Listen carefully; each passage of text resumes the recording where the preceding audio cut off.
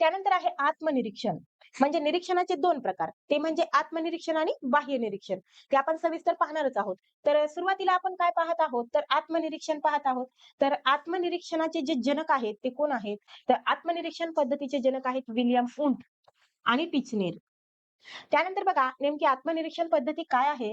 तर अंतर्मुख होऊन, काय करून? अंतर्मुख होऊन स्वतःच्या अनुभवाचे निरीक्षण करणे, त्या अनुभवाचा वृत्तांत कथन करणे म्हणजेच आत्मनिरीक्षण.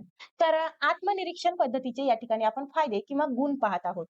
या पद्धतीत प्रयोग करणारा जो असतो त्याला बघा प्रयोजक म्हणतात. बऱ्याच जणाला आतापर्यंत ही कन्सेप्ट क्लिअर नाही, की प्रयोग करणाऱ्याला काय म्हणतात? प्रयोजक म्हणतात आणि ज्याच्यावर प्रयोग केला जात आहे किंवा करायचा आहे त्याला काय म्हणतात? प्रयोज्य असं म्हणतात. या 2 व्यक्ती काय असतात? एकच असतात. त्यानंतर बघा व्यक्तीचे मन हीच प्रयोगशाळा असते. मन हीच काय असते? प्रयोगशाळा असते. इतर कोणत्याही साहित्याची आवश्यकता नसते. त्यानंतर बघा आत्मनिरीक्षण पद्धती बिनखर्चिक आहे. त्यानंतर काही मनोव्यापार असे असतात, की त्याचा अनुभव स्वतः घेऊन तो व्यक्त करावा लागतो. बघा पुढचा फायदा आहे, आत्मनिरीक्षणामुळे आत्मदोष कमी करता येतात. समूळ नाहीसेही करता येतात. कोणत्याही वर्तन परिणामाचे सामान्यीकरण करण्यापूर्वी ते कितपत बरोबर आहे, याचा पडताळा आत्मनिरीक्षण पद्धतीने घेता येतो. मात्र प्रेमाचे सामान्यीकरण करण्यापूर्वी मी ते आत्मनिरीक्षण करून पडताळून पाहू शकेन.